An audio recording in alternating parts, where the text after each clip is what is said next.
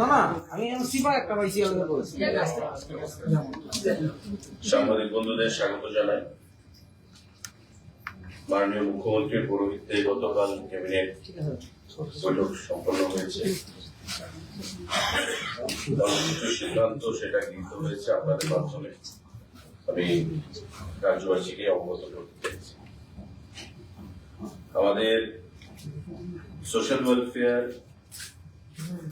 SC welfare যে দপ্তর তপশিলি জাতি, সেই দপ্তরের অধীন যে আমাদের হোস্টেলগুলো রয়েছে তাতে প্রতিদিন এই হোস্টেলের মধ্যে যে ছাত্রছাত্রীরা থাকছে প্রতিদিন তাদের একটা স্টাইপেন্ড প্রদান করা হয় এবং সেই স্টাইপেন্ড বর্তমানে 80 টাকা করে প্রদান করা হয়। ক্যাবিনেট সিদ্ধান্ত গ্রহণ করেছে যে তাদের এই স্টাইপেন্ড 80 টাকা থেকে বৃদ্ধি করে 100 টাকা করা হবে। অর্থাৎ প্রতিদিন শিডিউল কাস্ট তপশিলি জাতি সম্প্রদায়ের যারা রয়েছে তাদের যে হোস্টেলগুলো রয়েছে প্রতিদিন যে একটা স্টাইপেন্ড 80 টাকা করে প্রদান করা হয় সেই টাকা বৃদ্ধি করে 100 টাকা করার সিদ্ধান্ত গ্রহণ করা হয়েছে। আমাদের রাজ্যে বর্তমানে গভর্নমেন্ট রান এসসি যে বয়েজ হোস্টেল রয়েছে তার সংখ্যা আছে 33 এবং নাম্বার অফ বোর্ডার্স তার মধ্যে রয়েছে 363 জন। Government run SC girls hostel রয়েছে 20টি, তার মধ্যে বোর্ডার গার্লস মহিলারা রয়েছে 319 জন।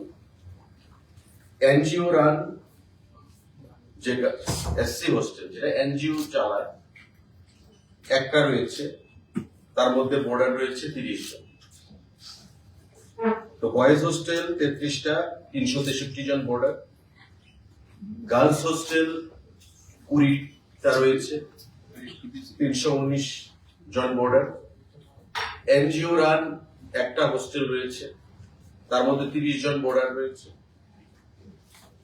এই টোটাল 712 জন ছাত্র ছাত্রী আমাদের রাজ্যে বিভিন্ন এসসি হোস্টেলগুলোতে রয়েছে। তাদের প্রত্যেককে প্রতিদিন যে 80 টাকা প্রদান করা হতো সেটা বৃদ্ধি পেয়ে 100 টাকা করার সিদ্ধান্ত গ্রহণ করা হয়েছে মাননীয় মুখ্যমন্ত্রীর পৌরোহিত্যে গতকাল ক্যাবিনেট বৈঠক। সাংবাদিক বন্ধুরা, আমাদের আরেকটা গুরুত্বপূর্ণ সিদ্ধান্ত, recruitment of 32 driver. Now these are designated as junior driver on fixed pay basis under the Health and Family Welfare Department, Government of Tripura, through direct recruitment. আমাদের স্বাস্থ্য এবং পরিবার কল্যাণ দপ্তরের উদ্যোগে আমাদের 32 জন ড্রাইভার নিয়োগ করা হবে। এই নিয়োগ করবে ট্রান্সপোর্ট ডিপার্টমেন্ট, কারণ পরিবহন দপ্তর হচ্ছে নোডাল ডিপার্টমেন্ট ড্রাইভার রিক্রুটমেন্টের জন্য। পরিবহন দপ্তরে ড্রাইভার রিক্রুটমেন্ট করবে। স্বাস্থ্য এবং পরিবার কল্যাণ দপ্তর তরফ থেকে এই সিদ্ধান্ত গ্রহণ করা হয়েছে। Filling up of 32 post of driver, বর্তমানে এটা জুনিয়র ড্রাইভার হিসেবে ডেজিগনেটেড করা হয়েছে। 32 জুনিয়র ড্রাইভার নিয়োগ করা হবে স্বাস্থ্য পরিবার কল্যাণ দপ্তরের অধীন।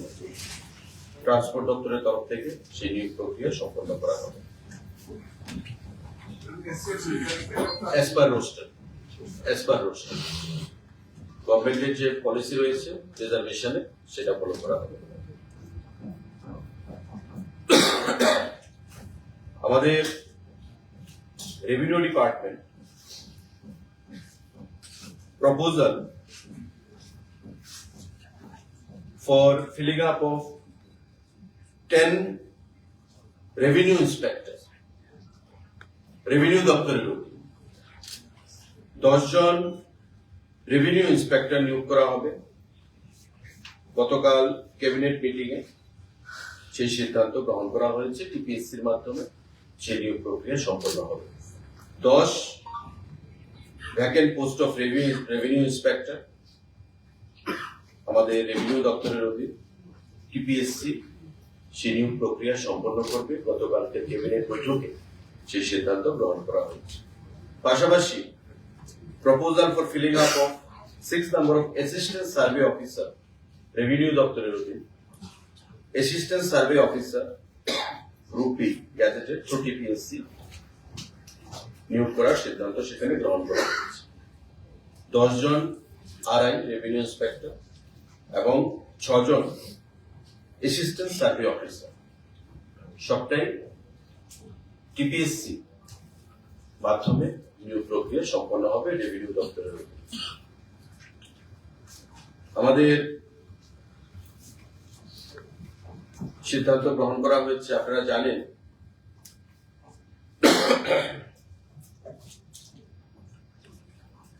গত বছর সিদ্ধান্ত গ্রহণ করা হয়েছিল আমাদের বাজেটে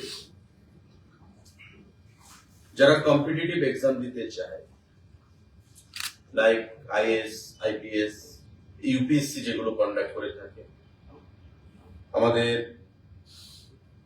SSC staff selection commission, CGL, আমাদের রেলওয়ে রিক্রুটমেন্ট বোর্ডসের আরআরবিস, ব্যাংকিং, আইবিপিএস যেটা আমরা বলি ব্যাংকিং এর personal selection, IBPS, banking service recruitment যে বোর্ড, এই যে কম্পিটিটিভ এক্সাম গুলো সারা দেশব্যাপী সেগুলো সংগঠিত হয়ে থাকে। গত বাজেটে আমাদের সিদ্ধান্ত গ্রহণ করা হয়েছিল আমাদের বিভিন্ন জায়গায়, যেমন উদয়পুর, আগরতলা, আমবাসা, ওই সেন্টারগুলোতে কোচিং প্রদান করা হবে এবং যাতে রাজ্যের ছাত্ররা, অনেক সময় আমরা দেখি এই সমস্ত কম্পিটিটিভ এক্সাম গুলোর জন্য রাজ্যের বাইরে কলকাতা, কোটা, দিল্লি, ওই সমস্ত জায়গায় গিয়ে মোটা টাকা দিয়ে তারা ভর্তি হচ্ছে, কম্পিটিটিভ এক্সাম দিচ্ছে, অনেকে সফলতা পাচ্ছে আবার অনেকে পাচ্ছে না।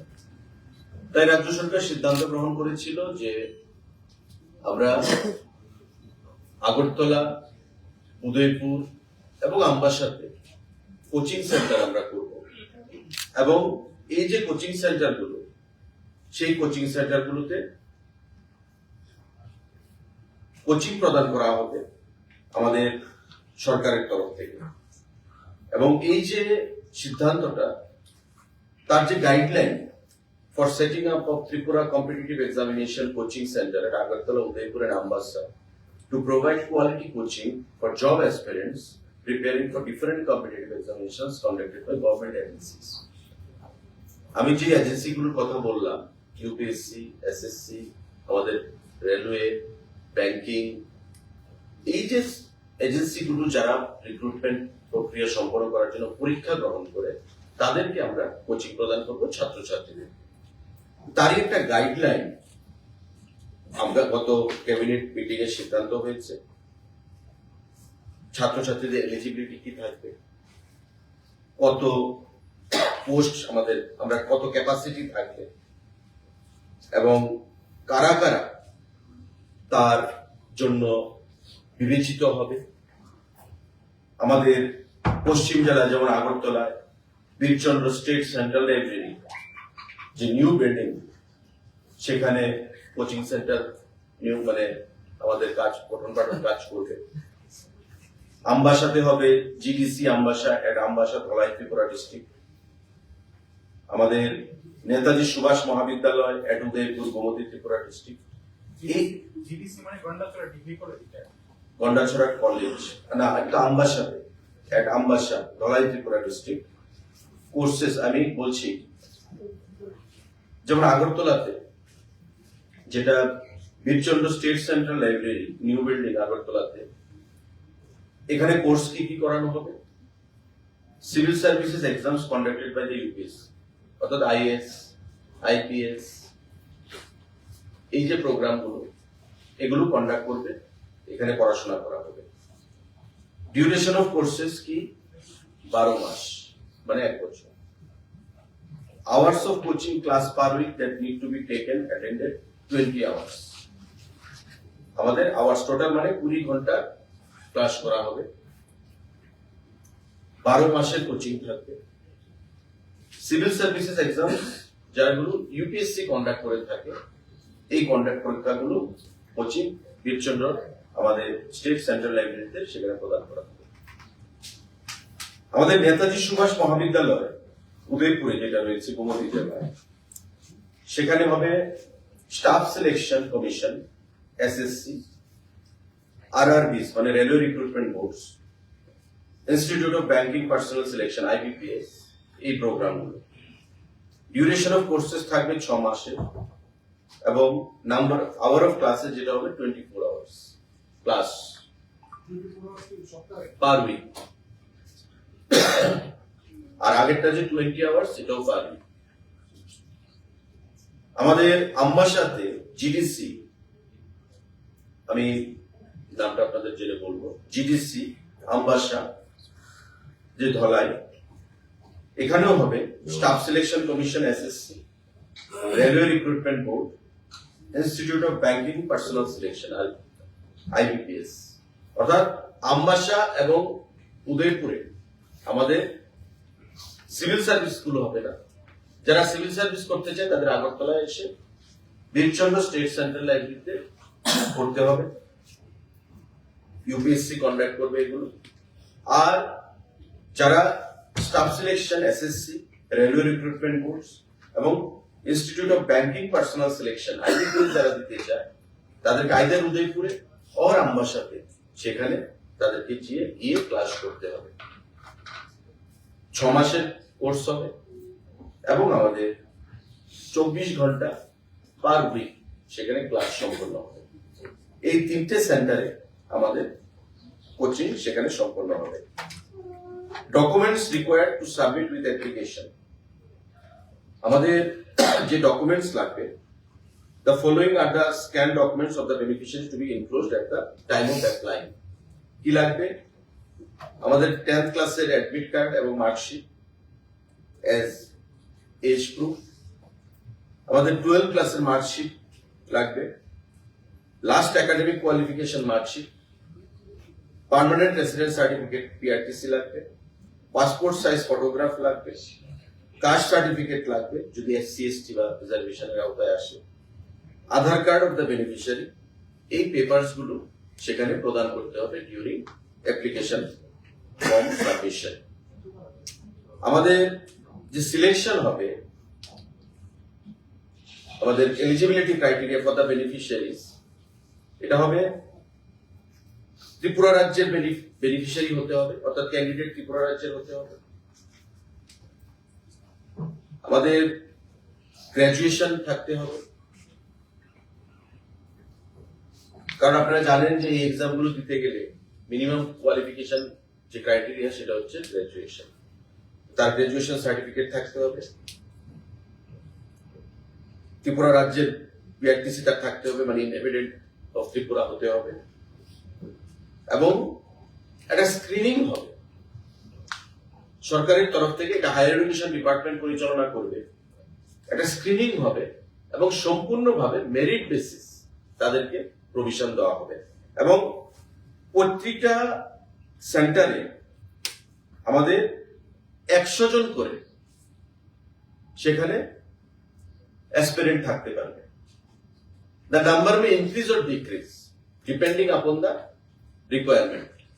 কিন্তু সিদ্ধান্ত যেটা হয়েছে যে প্রতিটা সেন্টারে 100 জন করে আমাদের ক্যান্ডিডেট আমরা নেব, অর্থাৎ 3টা সেন্টারে 300, ইউপিএসসি যারা দেবে এই সেন্টারে 100 আগরতলা সেন্টারে, এবং উদয়পুর এবং আমবাসা সেন্টারেও 100 করে যারা স্টাফ সিলেকশন বা আইবিপিএস বা ব্যাংকিং যে পরীক্ষাগুলো দেবে তাদেরকে 100 করে সেখানে কোটা প্রতিটা সেন্টারে থাকবে।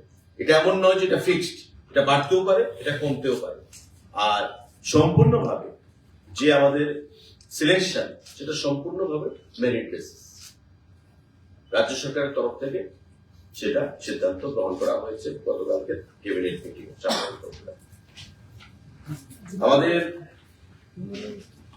আরেকটা গুরুত্বপূর্ণ সিদ্ধান্ত, কেন্দ্রীয় সরকারের যে সোশ্যাল ওয়েলফেয়ার এন্ড সোশ্যাল জাস্টিসের যে দপ্তর, যেটা রাজ্য সরকারের অধীন রয়েছে, social welfare and social education department, সমাজ শিক্ষা এবং সমাজ কল্যাণ যে দপ্তর, সেখানে একটা নতুন স্কিম নারী আদালত। আমাদের রাজ্যে বা সারা দেশে এমনও জায়গা রয়েছে যখন নারীরা নির্যাতিত হয়, অনেক সময় তারা কোর্টে যেতেও ভয় পায় বা পঞ্চায়েতে বিচার চাইতে গিয়েও তারা ভয় পায়। মানে একটা সময় দেখা যায় যে নারীদের উপর যতই অত্যাচার হোক, বিচারের বাণী নিরালে নিভৃতে কাঁদে। তার থেকে আমরা যে ওমেন এম্পাওয়ারমেন্টের কথা বলি, এবং আপনারা জানেন যে ওমেন এম্পাওয়ারমেন্টকে আরো শক্তিশালী করার জন্য 33% রিজার্ভেশন আমরা ভারত সরকার সিদ্ধান্ত নিয়েছে, এবং আমাদের রাজ্যেও 3-tier পঞ্চায়েত সিস্টেমে 50% অধিক আমাদের রিজার্ভেশন রয়েছে, জেলা পরিষদ, পঞ্চায়েত সমিতি এবং গ্রাম পঞ্চায়েতে। তো সেই নারীদের উপর যদি অত্যাচার হয় বা নারীদের উপর যদি কোনো ধরনের আক্রমণ সংঘটিত হয়, তবে নারী আদালত নামে একটা নতুন স্কিম পাইলট প্রজেক্ট হিসাবে আমরা ঘোষণা করছি। এবং টু স্টার্ট উইথ, শুরুয়াতটা আমরা করব রাজ্যের 10টা পঞ্চায়েতে। কোন কোন সেই পঞ্চায়েত? নর্থ ত্রিপুরাতে কদমতলা ব্লকের অধীন ফুলবাড়ি পঞ্চায়েত, ঊনকোটি জেলায় চণ্ডীপুর ব্লকের অধীন শ্রীরামপুর পঞ্চায়েত, খোয়াই জেলায় আমাদের খোয়াইআড়ি ব্লকের অধীন ওয়েস্ট সোনাতলা পঞ্চায়েত, পশ্চিম জেলায় বামুটিয়া আড়ি ব্লকের অধীন লেম্বুছড়া পঞ্চায়েত, সিপাহীজলা জেলায় নলছড়ে খেদাবাড়ি পঞ্চায়েত, গোমতী জেলায় টেপানিয়া আড়ি ব্লকের অধীন টেপানিয়া পঞ্চায়েত, সাউথ ত্রিপুরা জেলায় সাতচাঁদ ব্লকের অধীন বিবেকানন্দ পল্লী পঞ্চায়েত, এবং ধলাই যেহেতু আমাদের অ্যাসপিরেশনাল ডিস্ট্রিক্ট, তাই ধলাই জেলায় আমাদের সালেমা আড়ি ব্লক, দুর্গাচৌমনি আড়ি ব্লকের অধীন আমরা 3টা পঞ্চায়েত আমরা মানে সিদ্ধান্ত নিয়েছি। সিঙ্গানলা পঞ্চায়েত, হালাহালি পঞ্চায়েত, নর্থ হালাহালি পঞ্চায়েত, অর্থাৎ 10টা পঞ্চায়েতে এই যে নারী আদালত as a case study pilot project হিসেবে আমরা সূচনা করব। সেখানে একটা কমিটি থাকবে, ম্যাক্সিমাম 9 জন। ধরুন ফুলবাড়ি পঞ্চায়েত, ওই ফুলবাড়ি পঞ্চায়েতের মধ্যে সোশ্যাল এভিডেন্স, রিটায়ার্ড টিচার বা সেখানকার সোশ্যাল ওয়ার্কার, প্রমিনেন্ট কোন সোশ্যাল সামাজিক ব্যক্তিত্ব বা সেখানকার সামাজিক বাইরে কোন রাজনৈতিক ব্যক্তিত্ব বা প্রতিষ্ঠিত মানুষ, সেলফ হেল্প গ্রুপের সদস্য হতে পারে, সেখানে তারা বিচার করবে।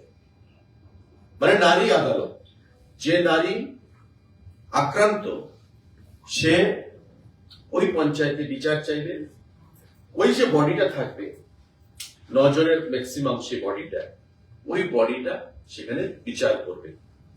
আমাদের যেমন মহিলা কমিশন রয়েছে, মহিলা কমিশনের যিনি চেয়ারপারসন হন ওনার অধীন মেম্বাররা রয়েছে, ঠিক তেমনি পঞ্চায়েতেও নারী আদালত বলে ভারত সরকারের এটা একটা স্কিম। রাজ্য সরকারকেও বলা হয়েছে যে পাইলট প্রজেক্ট হিসাবে 10টা পঞ্চায়েতকে বাছার জন্য। আমি যে পঞ্চায়েতগুলোর নাম বললাম সারা রাজ্যের প্রতিটা জেলায় বিভিন্ন ব্লকের অধীন, সেই পঞ্চায়েতগুলোতে আমরা কেস স্টাডি হিসেবে পাইলট প্রজেক্ট হিসেবে আমরা সেই স্কিমটাকে শুভ সূচনা করব। এটা ক্যাবিনেটে সিদ্ধান্ত গ্রহণ করা হয়েছে। এটা সম্পূর্ণটাই মহিলাদের উপর যেন কোনো অত্যাচার সংঘটিত না হয় বা নারীদের উপর অত্যাচারকে যেন আমরা একদম জিরোর মধ্যে নিয়ে আসতে পারি, জিরো টলারেন্সে, সেই জিনিসটা করার জন্য এই নারী আদালত বলে মহিলাদের সশক্তিকরণের জন্য এই স্কিম ভারত সরকার ঘোষণা করেছে। এবং গতকাল ক্যাবিনেটে রাজ্য সরকারের তরফ থেকে এটা গ্রহণ করা হয়েছে। আগামী দিনে দপ্তরের তরফ থেকে আরো কি নোমেনক্লেচার বা মোডাস অপারেন্ডি থাকবে, সেটা দপ্তরের থেকে সেটা সিদ্ধান্ত গ্রহণ করা হবে। বিচার প্রক্রিয়া এটা আমরা বলি যে গ্রামীণ সালিসি, যেটা আমরা বলি সে গ্রামীণ সালিসি সেটা সংগঠিত হবে। কারণ আমরা অনেক সময় কি দেখি যে panchayat is an elected body represented by few leaders from a particular political party।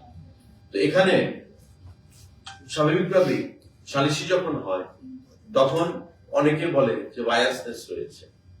তাই ভারত সরকার এটা করেছে যে যারা থাকবে তারা পলিটিক্যাল রিপ্রেজেন্টেটিভও থাকতে পারে, কিন্তু প্রেফারেবলি সোশ্যাল এভিডেন্স, যারা জুডিশিয়াল, যারা নিউট্রালিটি বজায় রাখবে এবং বিভিন্ন অ্যাঙ্গেল থেকে যারা গ্রামের প্রতিষ্ঠিত মানুষ, যাদের বিরুদ্ধে কেউ আঙুল তুলে কথা বলতে পারবে না যে তাকে কেন রাখা হয়েছে, ওই সমস্ত ব্যক্তিদেরকে সেখানে রাখা হবে এই সালিসিতে, এবং তারা বিচার করবে যাতে করে এই জিনিসগুলো আদালত বা পুলিশি ব্যবস্থাপনার মধ্যে বেশি না করা। গ্রামীণ মানুষের একদিকে মহিলাদের, অনেক সময় মহিলারা যখন নির্যাতিত হয় পুলিশের কাছে জবানবন্দি করতে বা কোর্টে যেতে ওরা একটু লজ্জা বোধ করে। তো সেই জিনিসটাকে মাথায় রেখে এই সিদ্ধান্ত গ্রহণ করেছে ভারত সরকার এবং গতকালকে ক্যাবিনেট সেটাকে গ্রহণ করেছে। আপনাদের যদি কোনো কষ্ট থাকে কোচিং সেন্টারগুলি কবে থেকে চালু হচ্ছে এবং এই সেশন থেকে আমাদের চালু হবে। আমাদের রেজাল্ট আউটের পর যখন সেশনটা শুরু হবে তখন থেকে চালু হবে। আর কোচিং সেন্টার নিয়ে আমাদের একটা প্রশ্ন আছে। আমাদের স্টেট গভর্নমেন্ট তো বাইরে যাদের কোচিং নেয় আইএস আইপিএস তাদের আমরা একটা টাকা দেয় স্টেট গভর্নমেন্ট, ওইগুলি কি চালু থাকবে? আর এখানে রাজ্যে যাওয়া হয় এইগুলি বহন করবে? যে স্কিম তো চালু আছে বা যেগুলো দেওয়া হচ্ছে, কিন্তু বর্তমানে যেটা গত বাজেটে হয়তো আপনাদের মনে আছে, গত বাজেটে অর্থমন্ত্রী সেটা ঘোষণা করেছিলেন। তো সেটাই আমরা বাস্তবায়নের জন্য 3টে কোচিং সেন্টার আমরা করলাম। দোজ হু আর ইন্টারেস্টেড, যে বাইরে না গিয়ে আমরা করতে চাই, আমরা সেখানে করব। কোচিং ফি লাগবে? একটা প্রসেস সেখানে থাকবে এবং বিনামূল্যে সেটা ইয়ে করা হবে। স্যার আমার দুটো উদয়পুরের আগরতলার যারা এসএসসি পরীক্ষা বা আবার কি দেবে আগরতলার স্টুডেন্ট করে সে কোচিং নেবে, তাহলে উদয়পুর যেতে হবে। উদয়পুর আবাসন। স্যার দুইটা প্রশ্ন ছিল। যারা প্রতিনিয়ত আন্দোলন করছে, যারা বেকার যুবক-যুবতীরা, একটা আছে ট্যাগ আর একটা হচ্ছে পুলিশের এক্সিকিউটিভ পদে, তাদের জন্য কি কোনো রকম এখানে আলোচনা হয়েছে ক্যাবিনেটে তাদের নিয়োগের ব্যাপারে? আরেকটা প্রশ্ন, প্রতিদিন 2 দিন আগে আপনি বাংলাদেশের হাই কমিশনের সাথে আপনি দেখা করেছেন, ত্রিপুরার যে রেল যোগাযোগটা এটা কবে নাগাদ কলকাতা থেকে বাংলাদেশের কবে থেকে শুরু হবে, এরকম কোন প্রস্তাব এসেছে? দেখুন, বাংলাদেশের অ্যাসিস্ট্যান্ট হাই কমিশনার গতকাল আমার অফিসে এসেছিলেন, অ্যাপয়েন্টমেন্ট নিয়ে এসেছিলেন, এবং এটা সৌজন্যমূলক সাক্ষাৎকার বলতে পারবে। বিভিন্ন বিষয় আলোচনায় উঠে এসছে এবং আমরা যেমন আশাবাদী, উনিও আশাবাদী। উনি বাংলাদেশ সরকারের প্রতিনিধি ত্রিপুরা রাজ্যে, পরিষ্কার ভাষায় উনি আশা ব্যক্ত করেছেন যে আগামী দিনে আমাদের ভারত বাংলার যে মৈত্রী, ভারত সরকার, আমাদের প্রধানমন্ত্রী, আমাদের মুখ্যমন্ত্রী, আমরা যেটা চাইছি যে দ্বিপাক্ষিক সম্পর্ককে আরো উন্নত করতে, ব্যবসা বাণিজ্য সংস্কৃতি আদান প্রদানের মাধ্যমে, উনিও সেই জিনিসটাতে জোর দিয়েছেন। রেলের বিষয়টা দুদেশের সরকারের উপর নির্ভর করবে। মাত্র সরকার গঠন হয়েছে, বিগত 4-5 দিন আগে সরকারের শপথ গ্রহণ অনুষ্ঠানও হয়েছে। তো স্বাভাবিকভাবেই সরকারের এখন প্রায়োরিটি থাকবে যে বিগত সরকারের যে উন্নয়নমূলক কাজগুলো আছে সেটাকে ত্বরান্বিত করে সামনের দিকে এগিয়ে নিয়ে যাওয়া, এবং ভারতবর্ষের সরকারও আমরা সেই জিনিসটাই চাইছি। স্বাভাবিকভাবে সময়ের উপর আমাদের নির্ভর করতে হবে। আমরা আশাবাদী যে নতুন সরকার বাংলাদেশের ভারত সরকারের সঙ্গে সৌহার্দ্যপূর্ণ পরিবেশে কাজ করবে এবং দুদেশের সম্পর্ক যেটা বিগত দিনে ছিল, একটা ব্যবসা বাণিজ্য, বৈদেশিক পররাষ্ট্র নীতি, সমস্ত দিক থেকে সেই দিকটাকে আমরা পুনরায় ফিরে যেতে পারবো বা তার থেকে আরো ভালো হবে, বেটার হবে। আপনার যে প্রথম প্রশ্নটা টেট এবং স্পেশাল এক্সিকিউটিভ, সেটা সঠিক সময় এটা আমার এখতিয়ারে নয়, মাননীয় মুখ্যমন্ত্রীর এখতিয়ারে রয়েছে, এবং আমরা চাই যে প্রতিটা চাকরি যে আমরা প্রদান করব সেটা যেন সুরক্ষিত থাকে, প্রোটেক্টেড থাকে, ভবিষ্যতে যেন কোনো আইনি গ্যারাকলের মধ্যে কোনো চাকরিজীবীকে পড়তে না হয়। ত্রিপুরা রাজ্যে বিগত দিনে আমরা দেখেছি 10,323, বিগত দিনে আমরা দেখেছি অনেক কেস হাইকোর্ট, সুপ্রিম কোর্ট পর্যন্ত গড়িয়েছে। এতে করে যারা জব সিকার, যারা অ্যাসপারেন্ট, তাদের তো কোনো ভুল ছিল না বা দোষ ছিল না, সরকারের দোষ ছিল বিগত দিনে, বিগত সরকারের সময়। তাই সেই জিনিসগুলো যেন পুনরাবৃত্তি না, আইনি যে দিকগুলো রয়েছে, টেকনিক্যাল যে ক্লস রয়েছে, সেগুলো দূর করে আমরা চাকরি প্রদান বিগত দিনে করেছি এবং মাননীয় মুখ্যমন্ত্রীও চাইছেন এইগুলিও যেন আইনি যে দিকগুলো সেগুলো নজর রেখে যেন আমরা প্রদান করতে পারি। তো যখন আমরা চাকরি প্রদান করব, এই চাকরিগুলো যেন কোনো সময় হারাতে না হয়, খোয়াতে না হয় এই জব সিকারদেরকে, অ্যাসপিরেন্টদেরকে, সেগুলো মাথায় রেখেই প্রদান করা হয়। ত্রিপুরাতে যে কোচিং সেন্টার চালু করা হচ্ছে, এটা কি প্রথমবার হচ্ছে এরকম ব্যবস্থাপনাটা মানে সরকারি উদ্যোগে? এবং আরেকটা প্রশ্ন হচ্ছে ওই যে গ্রামীণ স্তরের মহিলাদের সংক্রান্ত যে কমিটি, এটা এই বডিটা কিভাবে তৈরি করা হবে, মানে এখানে মহিলাদের অংশগ্রহণ কেমন থাকবে?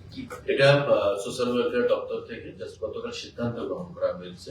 এখন একটা নোমেনক্লেচার তারা তৈরি করবে, কিভাবে তারা সেটা তৈরি করবে আপনার সোশ্যাল ওয়েলফেয়ার দপ্তর থেকে সেটা পরিষ্কার করবে, যখন এটা ইমপ্লিমেন্টেশন হবে।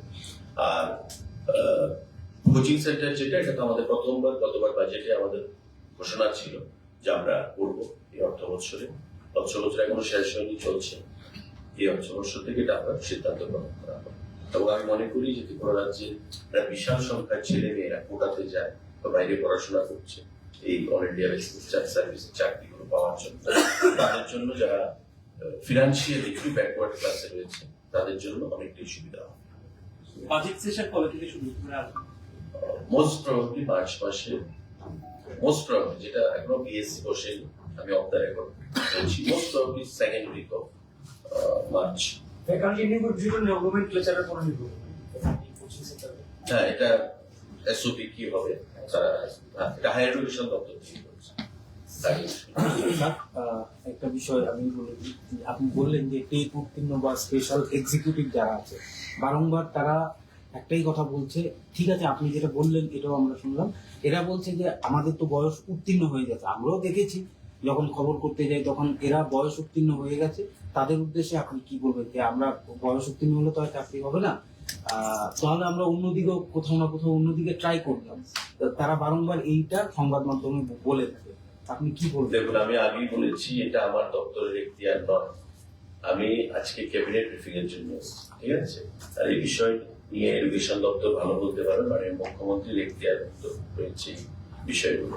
তারপর আমি বলছি যে সমস্ত জিনিসই আমাদের সরকার যখন চাকরি প্রদান করবে তারা আইনি সমস্ত বিষয় দেখে পুঙ্খানুপুঙ্খ ভাবে চাকরি প্রদান করবে, এবং প্রতিটি ক্ষেত্রে টেট বলুন, স্পেশাল এক্সিকিউটিভ বলুন, টিপিএসসি বলুন, কোনো অবস্থাতে যেন চাকরি খোয়াতে না হয়, কেস যেন না হয়, সেই বিষয়গুলো দেখে চাকরি প্রদান করছে।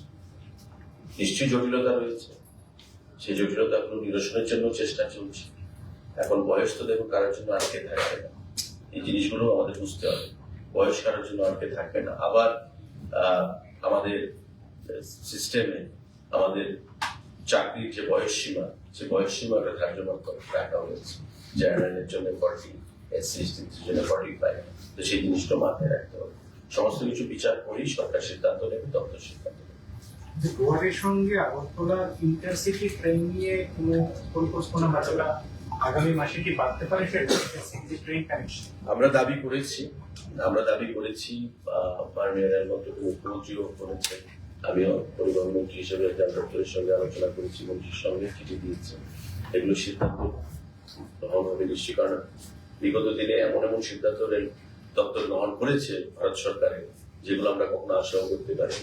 আমরা না চাইতেও অনেক কিছু সিদ্ধান্ত তারা প্রদান করেছে। তো আমরা আশা করবো যে আগামী দিনে আমাদের যে দাবি সেগুলোকে মান্যতা দিয়ে রেল দপ্তর সিদ্ধান্ত গ্রহণ করবে। এই রুটে বন্দে ভারতের কোনো ডেভেলপমেন্ট আছে? অ্যাকচুয়ালি ত্রিপুরার যে জিওগ্রাফিক্যাল লোকেশন এবং বন্দে ভারতের যে আপনাদের যে স্পিড, সেটা ত্রিপুরার সয়েল কন্ডিশন, সার্ভের উপর সেটা ডিপেন্ড করবে।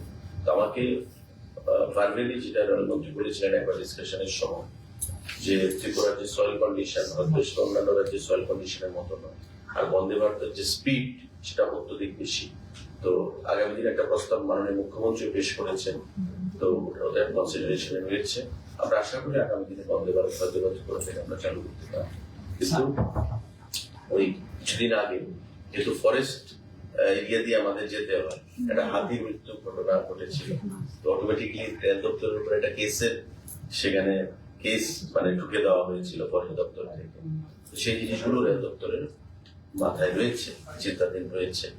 সমস্ত কিছু বিচার করেই তারা আগামী দিনে সিদ্ধান্ত গ্রহণ করবে। তো মাননীয় মুখ্যমন্ত্রীও এই মাননীয় রেল মন্ত্রকের কাছে, রেলমন্ত্রীর সঙ্গে দিল্লিতে কথা বলেছেন বন্দে ভারত নিয়ে। আমিও কথা বলেছি বন্দে ভারত নিয়ে, যাতে আগামী দিনে চালু করা যায়। তো আমরা আশাবাদী যে সেদিন দূর নয় যে ত্রিপুরা রাজ্য থেকে, আগরতলা থেকে বন্দে ভারতের ফ্যাসিলিটি বা পরিষেবা রাজ্যে মানুষ পাবে। স্যার কন্ডিশনে বন্দে ভারত কি